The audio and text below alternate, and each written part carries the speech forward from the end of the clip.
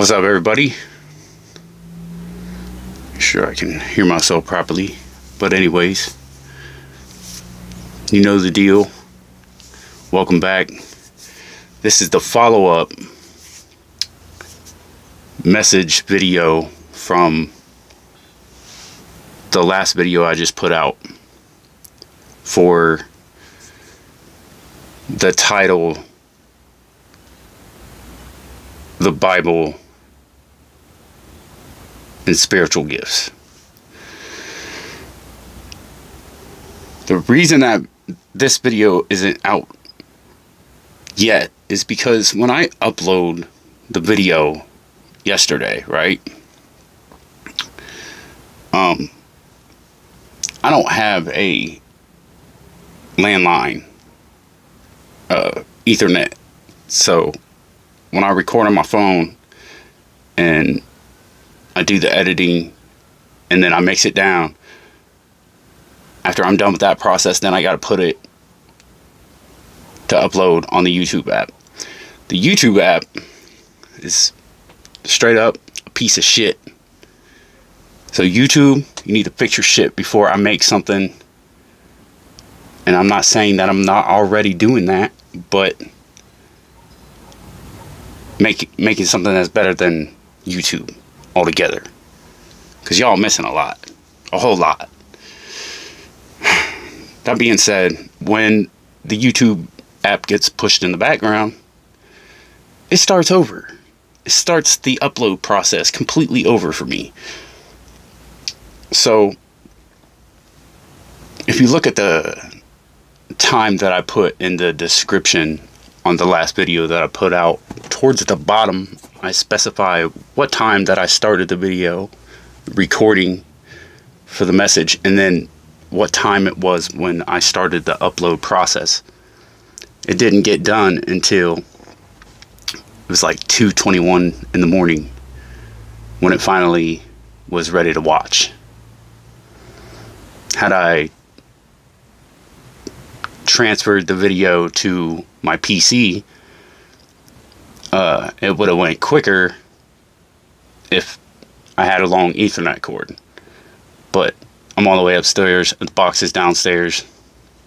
So yeah, there's that. So anyways, welcome to Arcane Nexus, aka Shadow Nexus. So this is a follow-up message for that video.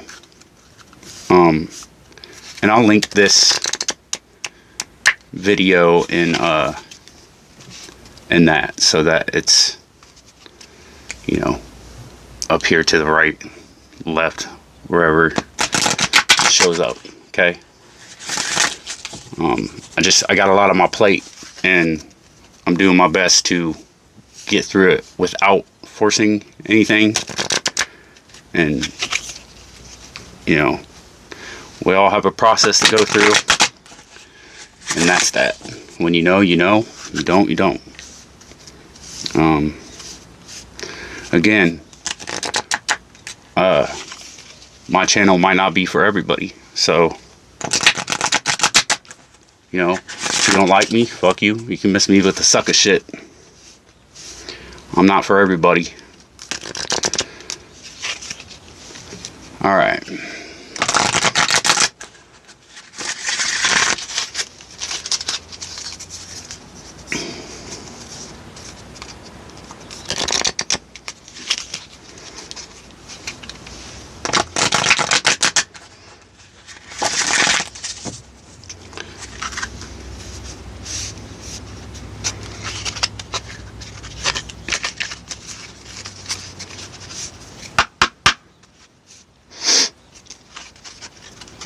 Angels, ancestors, spirit guides, and Rumi. What is the follow-up message that you have for the collective and the planet? The indigos, the star seeds, the earth angels, the witches, the shamans, the Reiki healers, and everybody else in their divine spiritual gift, in their practice, in their uniqueness, and the ones who haven't stepped forward yet, that are going to confidently step into their power and join the exciting times that we're in right now. What is the follow-up message for that collective specifically?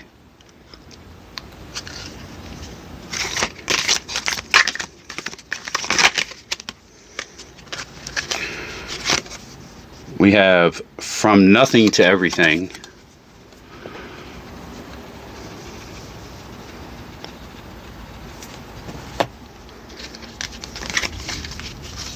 All right.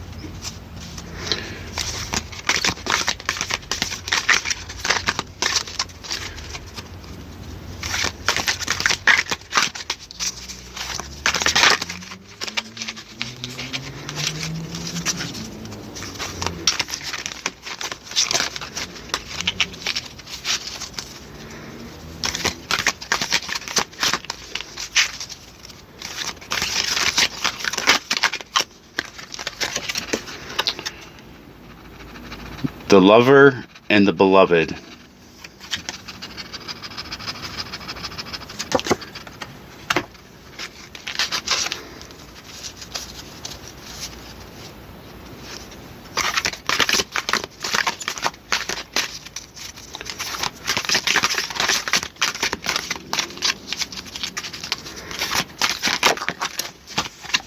Whew, that was a good catch.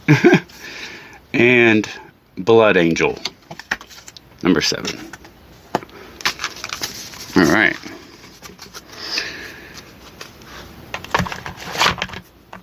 All right. Now, what I'm going to do is I'm going to switch the camera view. Put these cards on the stand in their own sacred space for y'all. And then continue with the message. Be right back. Okay, we're back.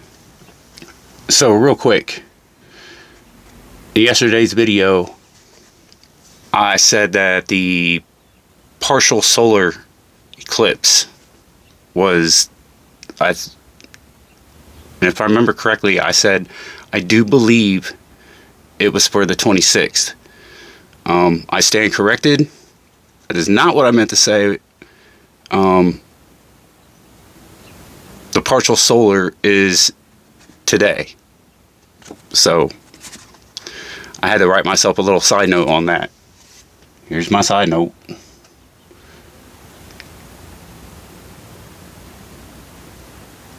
So there's that. And after the message, I'm gonna touch on something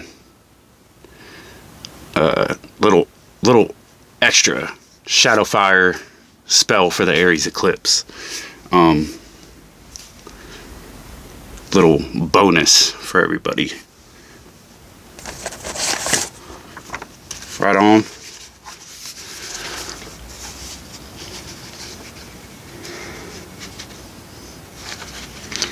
All right, so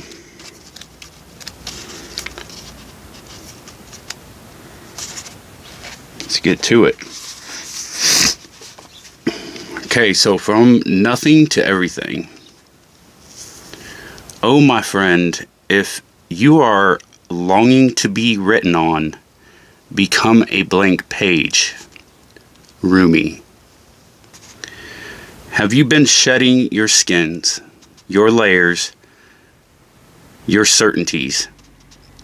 Gone are fixed identities and definite opinions. Keep casting those shackles aside, even if you fear you are releasing too much, and then perhaps you shall cease to exist. You shall only cease to exist as you have known yourself to be thus far. Another emanation of you awaits. Blazing Angel. something more beautiful and true. Yet here you are at the pruning stage, like a gardener for the soul.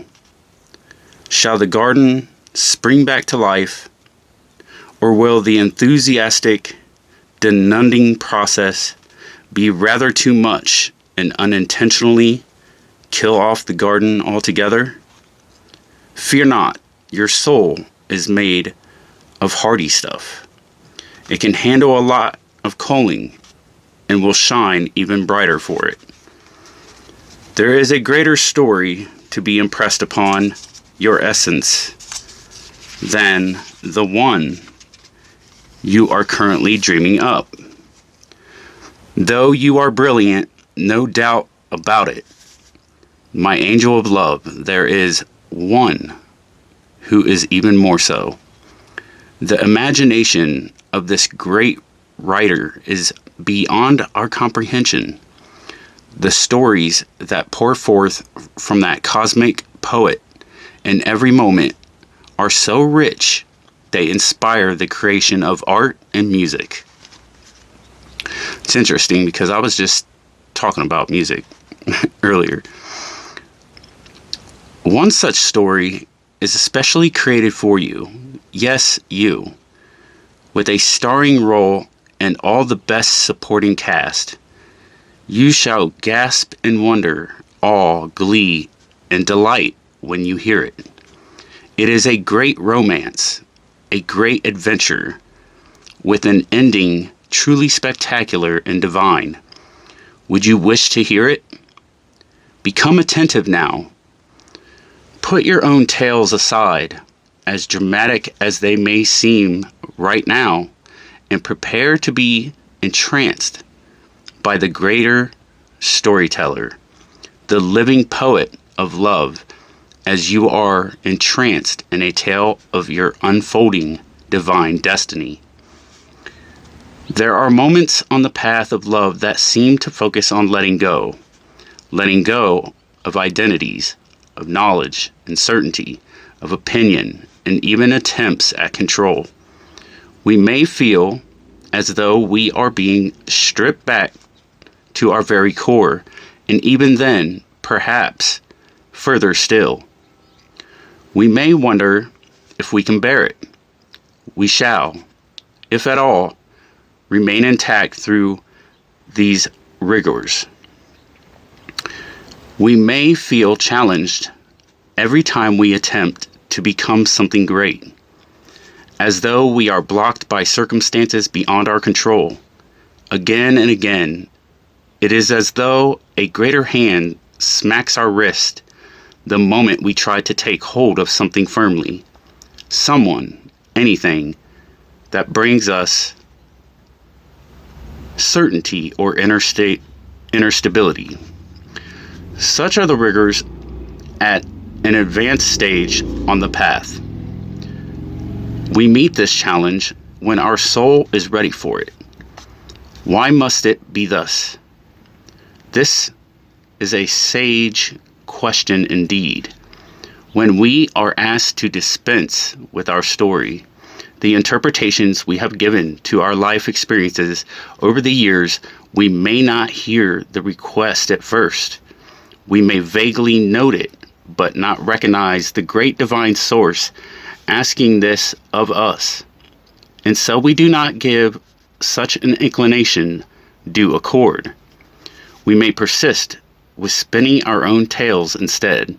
Oh, our mind may fancy itself to be a great wrangler of the word, impressed with its own judgments and declarations, yet in the light of comparison with the divine tale for our soul, all our fancies shall pass away, revealed as so very frail, like clouds dissipating in the sky. Perhaps we are graced with the realization there is so much more. Or perhaps we still don't get the hint and move into struggle as we try to enact what we think our story should be.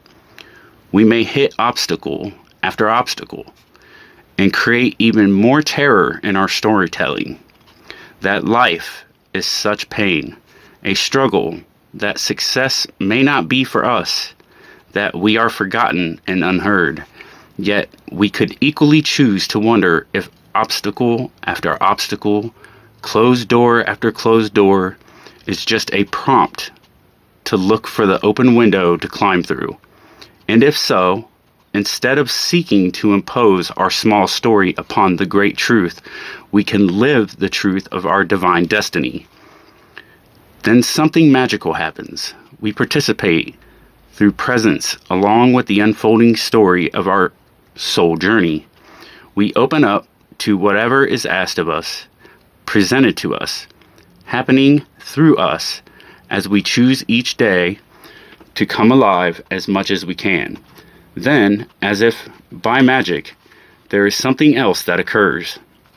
That would be grace, real, rich, dripping with goodness and sustenance. Grace.